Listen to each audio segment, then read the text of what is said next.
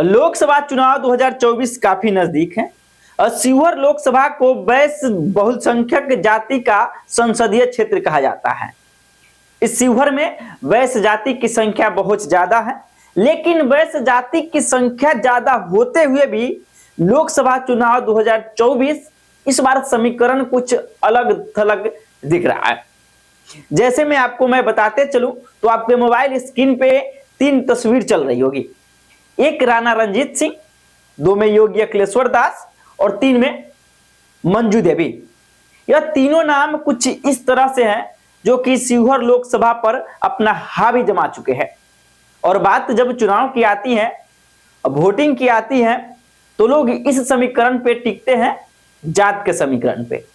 और इस शिवहर लोकसभा को वैश्य समाज का बहुसंख्यक क्षेत्र बताया जाता है और वैश्य समाज का ज्यादा वोट इस क्षेत्र में है भी। लेकिन इस बार का समीकरण कुछ अलग थलग होने वाला है। आप जानते हैं कि राणा रणजीत सिंह जनसुराज से शिवहर लोकसभा के लिए तैयारी में जुट गए हैं। योगी अखिलेश्वर दास जी भारतीय जनता पार्टी से शिवहर लोकसभा के तैयारी में भी जुट गए हैं। और मंजू देवी जो जेडीयू के जिला अध्यक्ष है, वो भी अपनी शिवहर लोकसभा के तैयारी में जुट गई है। बात जाति के करें तो राणा रणजीत सिंह राजपूत समाज से आते हैं, फॉरवर्ड समाज से, और योगी अखिलेश्वर दास जी वैश्य समाज से आते हैं। और थर्ड में मंजू देवी जी, यह भी वैश्य समाज से आती है। और यहीं पे इस बार शिवहर लोकसभा का वैश्य समाज का समीकरण टूटता हुआ दिख रहा है।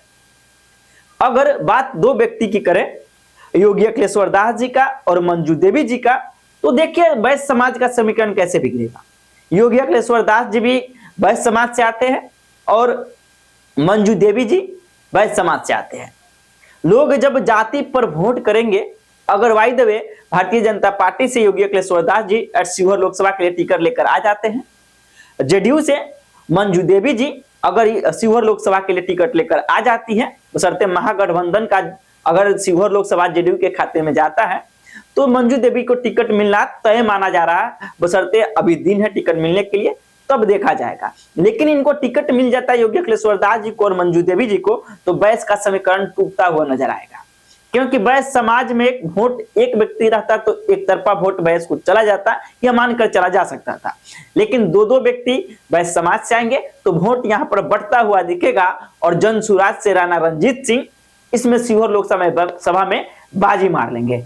ऐसा इसलिए क्योंकि शिवहर को वैश्य समाज का बहुसंख्यक क्षेत्र बताया गया है। लेकिन अब 2 कैंडिडेट जब वैश्य समाज के उतरेंगे तो उनका वोट बंट जाएगा। और यह जरूरी नहीं है कि वैश्य समाज का वोट सिर्फ योगी अखिलेश्वर दास को ही मिले, मंजू देवी जी को ही मिले, राणा रणजीत को ना मिले और बाकी कैंडिडेट को भी ना मिले। वैश्य में और भी वोट अलग अलग प्रकार से वोट का विभिन्न पार्ट अलग अलग हो जाएगा। और यहाँ पर जो मुख्य चेहरा जो होंगे इसमें भी बढ़ जाएगा।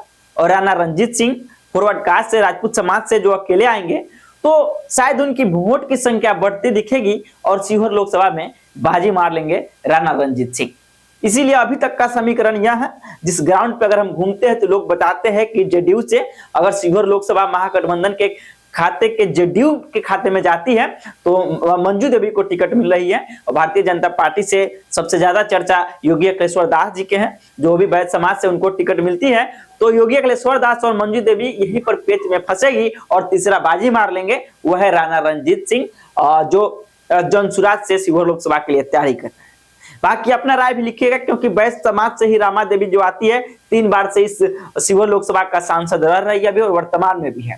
बाकी चुनाव काफी नजदीक है, जिसको लेकर पूरे बिहार में सबसे ज्यादा चर्चा शिवहर लोकसभा को बनाया जाता है। तो यह हॉट सीट भी माना जाता है। और लेकिन इस हॉट सीट में इस बार वैश्य समाज के समीकरण को बिखरता और टूटता हुआ दिखाई दे रहा है और इसमें बाजी मारने के तरफ और कगार पर है राणा रणजीत सिंह। अगर जनसुराज पार्टी बनाती है, राजनीतिक पार्टी बनती है, अगर राणा रणजीत सिंह शिवहर लोकसभा से लड़ते हैं तो अभी के समीकरण के अनुसार वह राणा रणजीत सिंह बाजी मार सकते हैं। बाकी चुनाव सामने है, टिकट किनको मिलेगा किनको नहीं मिलेगा वो देखने वाली बात है। बाकी अपना राय भी कमेंट बॉक्स में लिखिएगा।